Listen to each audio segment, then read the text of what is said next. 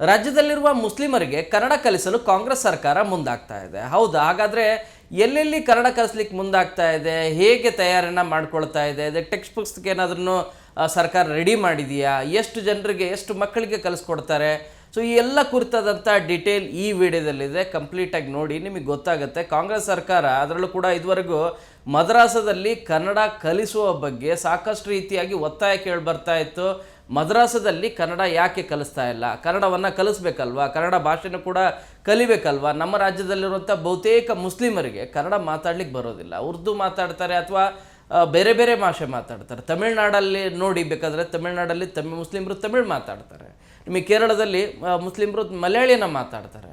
ಇನ್ನು ನಿಮಗೆ ದಕ್ಷಿಣ ಕನ್ನಡ ಭಾಗದಲ್ಲಿ ನಿಮಗೆ ಕನ್ನಡ ಮಾತಾಡುವಂಥ ಮುಸ್ಲಿಮರ ಸಂಖ್ಯೆ ಹೆಚ್ಚಿದೆ. ಆದರೆ ಇನ್ನುಳಿದಂಥ ಬೇರೆ ಬೇರೆ ಜಿಲ್ಲೆಗಳಲ್ಲಿ ಕನ್ನಡನೇ ಬರೋದಿಲ್ಲ. ನಿರ್ಭೀತ, ನಿಷ್ಪಕ್ಷಪಾತ, ವಿಶ್ವಾಸಾರ್ಹ ಸುದ್ದಿಗಳಿಗೆ ಹೆಸರಾಗಿರುವ ನ್ಯೂಸ್ 18 ಕನ್ನಡ ಈಗ ಆಪ್ನಲ್ಲೂ ಲಭ್ಯವಿದೆ. ದಯವಿಟ್ಟು ಇಲ್ಲಿರುವ QR ಕೋಡ್ನ ಸ್ಕ್ಯಾನ್ ಮಾಡಿಕೊಂಡು ಆಪ್ ಡೌನ್ಲೋಡ್ ಮಾಡೋದಕ್ಕೆ ಮರಿಬೇಡಿ. ನಿಮ್ಮ ಬೆಂಬಲ ಹೀಗೆ ಸದಾ ನಮ್ಮೊಂದಿಗಿರಲಿ. ಧನ್ಯವಾದ. ಈಗಲೂ ಕೂಡ ಬಹಳಷ್ಟು ಸಂಖ್ಯೆಯಲ್ಲಿ ಮುಸ್ಲಿಮರು ಕನ್ನಡ ಮಾತಾಡೋದಿಲ್ಲ, ಕನ್ನಡ ಮಾತಾಡಿದ್ರೆ ಅರ್ಥನೂ ಕೂಡ ಆಗದೇ ಇರುವಂಥ ಸಿಚುವೇಶನ್ ಇದೆ. ಈ ಕಾರಣಕ್ಕಾಗಿ ಕಲ್ಯಾಣ ಕರ್ನಾಟಕ ಭಾಗದಲ್ಲಿ, ಯಾಕಂದರೆ ಅಲ್ಲಿ ಉರ್ದು ಸಾಕಷ್ಟು ಪ್ರಾಬಲ್ಯ ಇರುವಂತಹ ಜಿಲ್ಲೆಗಳು, ಆ ಜಿಲ್ಲೆಯಲ್ಲಿ ಕನ್ನಡ ಕಲಿಕೆ ಬಹಳ ಕಡಿಮೆ ಮುಸ್ಲಿಮರದ್ದು. ಸೊ ಮಕ್ಕಳಿಗೆ ಕನ್ನಡ ಕಲಿಸುವಂಥ ಕಾಯಕವನ್ನು, ಅದರಲ್ಲೂ ಮದ್ರಸದಲ್ಲಿ ಕನ್ನಡ ಕಲಿಸಿ ಅನ್ನುವಂಥ ಒತ್ತಾಯ ಮೊದಲಿಂದನೂ ಕೂಡ ಕೇಳಿ ಬರ್ತಾ ಇತ್ತು. ಈ ಹಿನ್ನೆಲೆಯಲ್ಲಿ ಕಾಂಗ್ರೆಸ್ ಸರ್ಕಾರ ಮದ್ರಸಗಳಲ್ಲಿ, ನಮ್ಮ ರಾಜ್ಯದಲ್ಲಿರುವಂಥ ಒಂದಲ್ಲ ಎರಡಲ್ಲ ಬರೋಬ್ಬರಿ 180 ಮದ್ರಸಗಳಲ್ಲಿ ಕನ್ನಡ ಕಲಿಸಲಿಕ್ಕೆ ಕನ್ನಡ ಅಭಿವೃದ್ಧಿ ಪ್ರಾಧಿಕಾರ ಮುಂದಾಗ್ತಾ ಇದೆ. ಈಗಾಗಲೇ ಹೇಗೆ ಅವರಿಗೆ ಕನ್ನಡ ಕಲಿಸಬೇಕು ಅನ್ನೋ ಕುರಿತಾಗಿ ಒಂದು ಟೆಕ್ಸ್ಟ್ ಪುಸ್ತಕವನ್ನು ಕೂಡ ರೆಡಿ ಮಾಡಿದೆ ಕನ್ನಡ ಪುಸ್ತಕ ಪ್ರಾಧಿಕಾರ.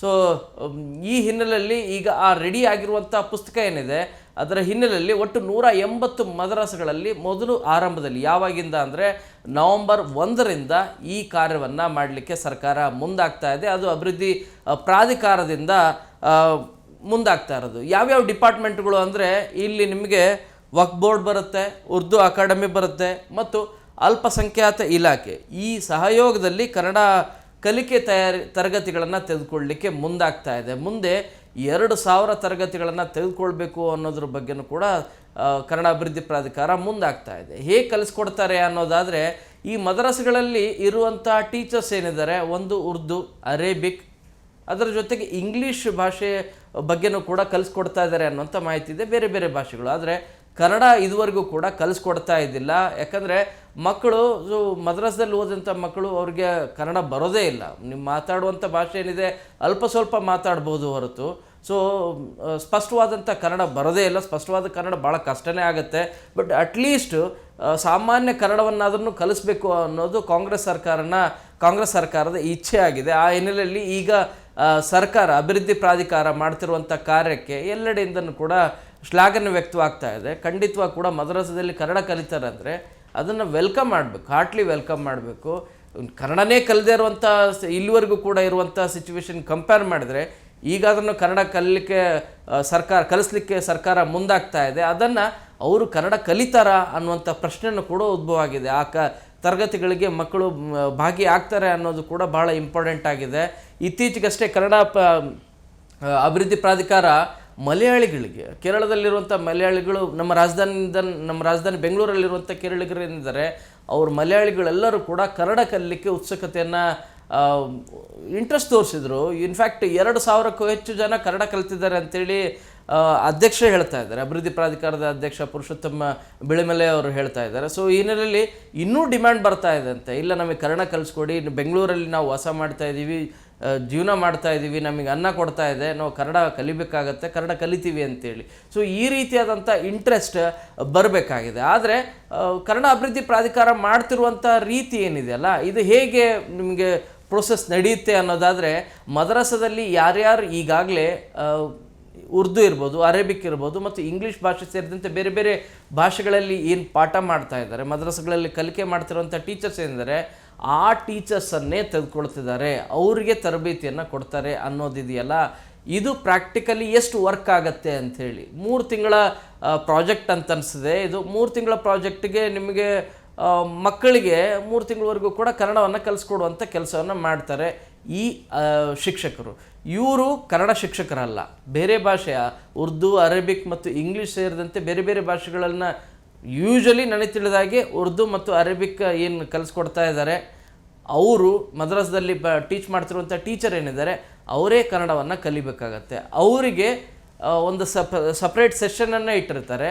ಅವರು ಕನ್ನಡ ಕಲಿತಾದ ಮೇಲೆ ಇವ್ರಿಗೆ ಕನ್ನಡದ ಟೆಕ್ಸ್ಟ್ ಪುಸ್ತಕಗಳನ್ನು ಕೂಡ ತಿಳ್ಕೊಂಡಾದ ಮೇಲೆ ಮಕ್ಕಳಿಗೆ ಕನ್ನಡ ಪಾಠವನ್ನು ಕಲಿಸ್ಕೊಡ್ತಾರೆ ಅಂಥೇಳಿ. ಆದರೆ ವಾಸ್ತವವಾಗಿ ನಿಮಗೆ ಎಷ್ಟು ನಿಜವಾಗ್ಲೂ ಕೂಡ ಕನ್ನಡ ಕಲಿಸ್ತಾರೆ, ಅವರೆಷ್ಟು ಕನ್ನಡ ಕಲಿತಾರೆ ಅನ್ನೋಂಥ ಪ್ರಶ್ನೆನೂ ಕೂಡ ಸಹಜವಾಗಿ ಉದ್ಭವ ಆಗ್ತಾ ಇದೆ. ಆದರೆ ಒಂದು ಆಶಾಭಾವನೆ ಇರೋದೇನೆಂದರೆ, ಇಲ್ಲಿವರೆಗೂ ಮದ್ರಸದಲ್ಲಿ ಕನ್ನಡನೇ ಕಲಿದೇ ಇರೋಂಥ ಮಕ್ಕಳೇನಿದ್ರು ಈಗ ಕನ್ನಡವನ್ನು ಒಂದಷ್ಟು ಮಟ್ಟಿಗಾದ್ರೂ ಕೂಡ ಕಲಿತಿದ್ದಾರೆ. ಅದು ಮದ್ರಸದಲ್ಲೇ ಕನ್ನಡ ಕಲಿಯುವಂಥ ಅವಕಾಶವನ್ನು, ವಾತಾವರಣ ಕ್ರಿಯೇಟ್ ಮಾಡ್ತಿರೋದಿದೆಯಲ್ಲ, ಇದು ಒಳ್ಳೆಯ ವಾತಾವರಣ. ಇನ್ನು ಎರಡನೇದು, ನಮ್ಮ ರಾಜಧಾನಿ ಬೆಂಗಳೂರಿನಲ್ಲಿ ಸಾಕಷ್ಟು ಸಂಖ್ಯೆಯಲ್ಲಿ ಎಷ್ಟು ಜನ ಇದ್ದಾರೆ ಅಂದರೆ ಕನ್ನಡ ಕಲಿಬೇಕು ಅನ್ನೋಂಥ ಆಸಕ್ತಿ ಇರೋರಿದ್ದಾರೆ. ಬೇರೆ ಬೇರೆ ರಾಜ್ಯಗಳು, ಬೇರೆ ಬೇರೆ ರಾಜ್ಯಗಳಿಂದ ಬಂದಂಥವ್ರು ಎಲ್ಲರೂ ಕೂಡ ಏನೋ ತುಂಬ ದಾಷ್ಟ್ಯವನ್ನು ಮೆರೀತಿದ್ದಾರೆ, ತುಂಬ ಏನೋ ಆಕ್ರೋಶವನ್ನು ವ್ಯಕ್ತಪಡಿಸ್ತಾರೆ, ನಮ್ಮ ಭಾಷೆಯನ್ನೇ ಮಾತಾಡ್ತೀವಿ ಅಂಥೇಳಿ ಅನ್ನೋರ ಸಂಖ್ಯೆಯ ಮಧ್ಯದಲ್ಲೂ ಕೂಡ, ಆ ರೀತಿ ಇರುವಂಥ ಜನರ ಮಧ್ಯದಲ್ಲೂ ಕೂಡ ಕನ್ನಡ ಕಲಿಬೇಕು, ಕನ್ನಡ ಕಲಿತೀವಿ ಅನ್ನುವಂಥ ಇಂಟ್ರೆಸ್ಟ್ ತೋರಿಸೋರು ಏನಿದಾರಲ್ಲ,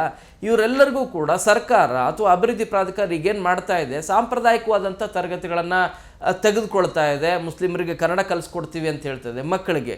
ಸೊ ದೊಡ್ಡವ್ರಿಗೆ ಏನು ಮಾಡ್ತೀರಿ, ಅದು ಕೂಡ ಭಾಳ ಪ್ರಮುಖವಾದಂಥ ಪ್ರಶ್ನೆ. ಅದನ್ನು ಕೂಡ ಮದ್ರಸದಲ್ಲೋ ಅಥವಾ ಮತ್ತೆಲ್ಲೋ ಕನ್ನಡ ಶಾಲೆಯಲ್ಲೋ ಕನ್ನಡ ಕಲಿಸುವಂಥ ಕಾರ್ಯವನ್ನು ಕೂಡ ಮಾಡಬೇಕು, ತರಗತಿಗಳನ್ನು ತೆಗೆದುಕೊಳ್ಳುವಂಥ ಕಾರ್ಯ ಮಾಡಬೇಕು. ಇದು ಒಂದು ಲೆವೆಲ್ಗೆ ಸಾಂಪ್ರದಾಯಿಕವಾದಂಥ ರೀತಿ ಆದರೆ, ಟೀಚಿಂಗ್ ಕೊಡುವಂಥ ರೀತಿ ಆದರೆ. ಎರಡನೇದು, ಇದು ಆನ್ಲೈನ್ ಯುಗ ಇದೆ. ನಿಮಗೆ ಎಲ್ಲದೂ ಕೂಡ ಇಂಗ್ಲೀಷಲ್ಲಿ ನಿಮಗೆ ಎಷ್ಟು 1,00,000 ಆ್ಯಪ್ಗಳು ಬರ್ತವೆ. ಇಂಗ್ಲೀಷನ್ನು ನೀವು ಕಲೀರಿ, ಸ್ಪೋಕನ್ ಇಂಗ್ಲೀಷ್ ಕಲೀರಿ, ಅಥವಾ ಈಸಿಯಾಗಿ ಇಂಗ್ಲೀಷನ್ನು 30 ದಿನದಲ್ಲಿ ಕಲೀರಿ ಅಂತೇಳಿ ಪುಸ್ತಕಗಳು ಕೂಡ ಸಾಕಷ್ಟಿದ್ದಾವೆ. ಸೊ ಆನ್ಲೈನ್ ಯುಗ ಆಗಿರೋದ್ರಿಂದ ಕನ್ನಡವನ್ನು ಕಲಿಯೋ ಬಗ್ಗೆ ಒಂದು ಯಾಕೆ ಸಾಫ್ಟ್ವೇರನ್ನು, ಒಂದು ಆ್ಯಪನ್ನು ರೆಡಿ ಮಾಡಬಾರ್ದು ಅನ್ನೋಂಥ ಪ್ರಶ್ನೆನೂ ಕೂಡ ಉದ್ಭವ ಆಗುತ್ತೆ. ಈ ರೀತಿ ಮಾಡಿದ್ರೆ ಕನ್ನಡವನ್ನು ಹೆಚ್ಚು ಕಲಿಸುವಂಥ ಏನು ಪ್ರಕ್ರಿಯೆ ಏನಿದೆ, ಈ ಪ್ರಕ್ರಿಯೆ ಹೆಚ್ಚಾಗತ್ತೆ. ಈ ಕಾರ್ಯವನ್ನು ಅಭಿವೃದ್ಧಿ ಪ್ರಾಧಿಕಾರ ಮಾಡಲಿ ಅಂಥೇಳಿ ನಾನು ಆಶಾಭಾವನೆಯನ್ನು ವ್ಯಕ್ತಪಡಿಸ್ತೀನಿ. ಬಟ್ ಒಟ್ಟಾರೆ ನಮ್ಮ ರಾಜ್ಯದಲ್ಲಿ, ಅದರಲ್ಲೂ ಕೂಡ ಕಲ್ಯಾಣ ಕರ್ನಾಟಕದ ಭಾಗದಲ್ಲಿ ಅತಿ ಹೆಚ್ಚಿನ ಸಂಖ್ಯೆಯಲ್ಲಿ ಮುಸ್ಲಿಂ ಮಾತಾಡೋರು ಇಲ್ಲ. ಇದನ್ನು ಎಲ್ಲರೂ ಕೂಡ ಒಪ್ಕೊಳ್ಳೇಬೇಕಾದಂತೆ. ಇಲ್ಲ ನಮ್ಮಲ್ಲಿ ಮಾತಾಡ್ತಾರೆ ಅಂತ ಹೇಳಿದ್ರು ಕೂಡ ಕರ್ಕೊಂಬನ್ನಿ, ಎಲ್ಲರೂ ಕೂಡ ನಿಂತ್ಕೊಳ್ಳಿ, ಎಷ್ಟು ಜನ ಕನ್ನಡ ಮಾತಾಡ್ತೀರಿ. ಯಾಕಂದರೆ ಅವರು ಆರಂಭದಿಂದನೂ ಕೂಡ, ಬಾಲ್ಯದಿಂದನೂ ಕೂಡ ನಡೆದುಕೊಂಡು ಬಂದ ರೀತಿ ಮತ್ತು ಅವ್ರು ಕಲಿತಂಥ ಕಲಿಕೆ ಏನಿದೆಯಲ್ಲ, ಅದು ಭಾಳ ಪ್ರಮುಖವಾಗಿ ಕಷ್ಟ ಆಗುತ್ತೆ. ಎಸ್ಪೆಷಲಿ ಮದ್ರಸದಲ್ಲಿ ಓದುವಂಥ ಮಕ್ಕಳಿಗೆ ಕನ್ನಡ ನಿಜವಾಗ್ಲೂ ಕೂಡ ಕಷ್ಟ ಆಗುತ್ತೆ. ಬರೆಯೋದಂತೂ ತುಂಬ ದೂರದ ಮಾತಾಗುತ್ತೆ. ಮದ್ರಸದಲ್ಲೂ ಕೂಡ ಕನ್ನಡ ಕಲಿಸುವಂಥ ಈ ಪ್ರಕ್ರಿಯೆ ಏನಿದೆಯಲ್ಲ, ಇದು ನಿರಂತರವಾಗಿರಬೇಕು, ಕಂಟಿನ್ಯೂಸ್ ಆಗಿರಬೇಕು. ಅಲ್ಲಿ ಕನ್ನಡ ಟೀಚರ್ನು ಕೂಡ ಸಾಧ್ಯ ಆದರೆ ಹಾಕಿ. ನಿಮಗೆ ಸರ್ಕಾರಿ ಶಾಲೆಗಳಲ್ಲಿ, ಅದರಲ್ಲೂ ಕೂಡ ಉರ್ದು ಶಾಲೆಗಳಲ್ಲಿ ಹೇಗೆ ಒಂದು ಕನ್ನಡ ಭಾಷೆಯನ್ನು ಹೇಗೆ ಕಲಿಸ್ಕೊಡ್ತಿರಲ್ಲ, ಅದೇ ರೀತಿಯಾಗಿ ಮದ್ರಸದಲ್ಲೂ ಕೂಡ ಒಬ್ಬ ಕನ್ನಡ ಟೀಚರ್ ಇರಲಿ. ಅದನ್ನು ನಿಮಗೆ ವಕ್ಫ್ ಬೋರ್ಡ್ ಇರ್ಬೋದು, ಅಥವಾ ನಿಮಗೆ ಯಾವ್ಯಾವ ಅಲ್ಪಸಂಖ್ಯಾತ ಡಿಪಾರ್ಟ್ಮೆಂಟ್ ಇರ್ಬೋದು, ಉರ್ದು ಅಕಾಡೆಮಿ ಇರ್ಬೋದು, ಇವರೇ ನಿಯೋಜನೆಯನ್ನು ಮಾಡಿ ಕನ್ನಡ ಟೀಚಿಂಗು ಕೂಡ ಕಲಿಸುವಂಥ ಕೆಲಸ ಮಾಡಲಿ. ಆ ಮೂಲಕ ಕನ್ನಡವನ್ನು ನಿಜವಾಗ್ಲೂ ಕೂಡ ಭಾಷೆ ಪ್ರೀತಿ, ಈ ಭಾಷೆ ಪ್ರೀತಿ ಏನಿದೆಯಲ್ಲ, ಇದನ್ನು ಮೆರೆಯುವಂಥದ್ದು ಎಲ್ಲ ಕನ್ನಡಿಗರು, ಭಾಷೆಯನ್ನು ಎಲ್ಲ ಕನ್ನಡಿಗರು ಕೂಡ ಧರ್ಮವನ್ನು ಮೀರಿ ಎಲ್ಲರೂ ಕೂಡ ಕನ್ನಡವನ್ನು ಕಲಿಸ್ಬೇಕಾಗಿದೆ, ಬೆಳೆಸಬೇಕಾಗಿದೆ, ಮತ್ತು ಅದನ್ನು ಪ್ರೀತಿ ಮಾಡಬೇಕಾಗಿದೆ. ನಮ್ಮ ಭಾಷೆ ಆಗಿದೆ. ಇಲ್ಲದೆ ಹೋದರೆ ಭಾಳ ಕಷ್ಟ ಆಗುತ್ತೆ. ಬೇರೆಯವರು ತೆಲುಗರು ಬಂದರೆ ತೆಲುಗಲ್ಲಿ ಮಾತಾಡೋದು, ಮಲಯಾಳಿ ಬಂದರೆ ಮಲಯಾಳಿ ಭಾಷೆಯಲ್ಲಿ ಮಾತಾಡೋದು, ತಮಿಳರು ಬಂದರೆ ತಮಿಳರ ಜೊತೆಗೆ ಮಾತಾಡೋದು. ಈ ರೀತಿ ಮಾತಾಡಿ ನಮ್ಮ ಬೆಂಗಳೂರು ಯಾವ ರೀತಿಯಾಗಿ ಇದಾಗಿದೆ ಅಂದರೆ 60% ಅನ್ಯ ಭಾಷಿಕರು ಇದ್ದಾರೆ. ಆ ಭಾಷೆಯಲ್ಲಿ ಅದೇ ರೀತಿಯಾಗಿ ನಾವು ಮಾತಾಡ್ತಾ ಇದ್ದೀವಿ. ಯಾವ ಭಾಷಿಕರು ಬರ್ತಾರೆ ಆ ಭಾಷಿಕರ ಜೊತೆ ನಾವು ಆ ಭಾಷೆನ ಮಾತಾಡ್ತೀವಿ.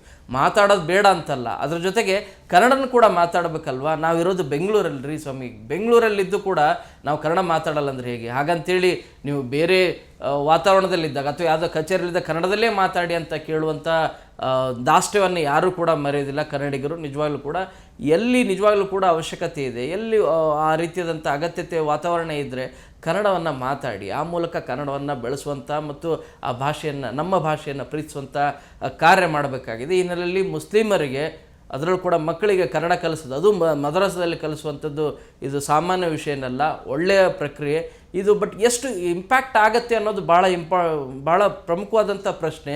ಯಾಕಂದರೆ ಕನ್ನಡ ಗೊತ್ತಿಲ್ಲದೆ ಇರೋರು ಕನ್ನಡವನ್ನು ಕಲಿತು ಮಕ್ಕಳಿಗೆ ಕನ್ನಡವನ್ನು ಟೀಚ್ ಮಾಡ್ತಾರೆ ಅಂದರೆ ಎಷ್ಟು % ಇದು ಪ್ರೋಗ್ರೆಸ್ ಆಗುತ್ತೆ ಅನ್ನೋಂಥ ಪ್ರಶ್ನೆನೂ ಕೂಡ ಉದ್ಭವ ಆಗುತ್ತೆ. ಇದಕ್ಕೆ ಸರ್ಕಾರ ಉತ್ತರ ಕೊಡಬೇಕು. ಬಟ್ ಜನರು ಕೇಳ್ತಾ ಇರೋದು, ಬಟ್ ಏನಂದರೆ ಈ ಪ್ರಕ್ರಿಯೆ ಶುರುವಾಗಿದೆಯಲ್ಲ ಅದಕ್ಕೆ ಸಂತೋಷವನ್ನು ನಿಜವಾಗ್ಲೂ ಕೂಡ ಸಮಾಧಾನವನ್ನು ಪಡಬೇಕು ಅಂತಲೇ ಅನಿಸ್ತಾ ಇದೆ. ಕ್ಯಾಮ್ರಾ ಪರ್ಸನ್ ಶ್ರೀನಿವಾಸನ ಜೊತೆ ಶರಣು ಹಂಪಿ, ನ್ಯೂಸ್ 18. ನಿರ್ಭೀತ, ನಿಷ್ಪಕ್ಷಪಾತ, ವಿಶ್ವಾಸಾರ್ಹ ಸುದ್ದಿಗಳಿಗೆ ಮತ್ತೊಂದು ಹೆಸರಾಗಿರುವಂತ ನ್ಯೂಸ್ 18 ಕನ್ನಡ ಈಗ ಆಪ್ನಲ್ಲೂ ಲಭ್ಯವಿದೆ. ದಯವಿಟ್ಟು ಇಲ್ಲಿರುವ QR ಕೋಡ್ ಅನ್ನ ಸ್ಕ್ಯಾನ್ ಮಾಡಿಕೊಂಡು ಆಪ್ ಅನ್ನ ಡೌನ್ಲೋಡ್ ಮಾಡೋದಕ್ಕೆ ಮರಿಬೇಡಿ. ನಿಮ್ಮ ಬೆಂಬಲ ಹೀಗೆ ಸದಾ ನಮ್ಮೊಂದಿಗಿರಲಿ. ಧನ್ಯವಾದ.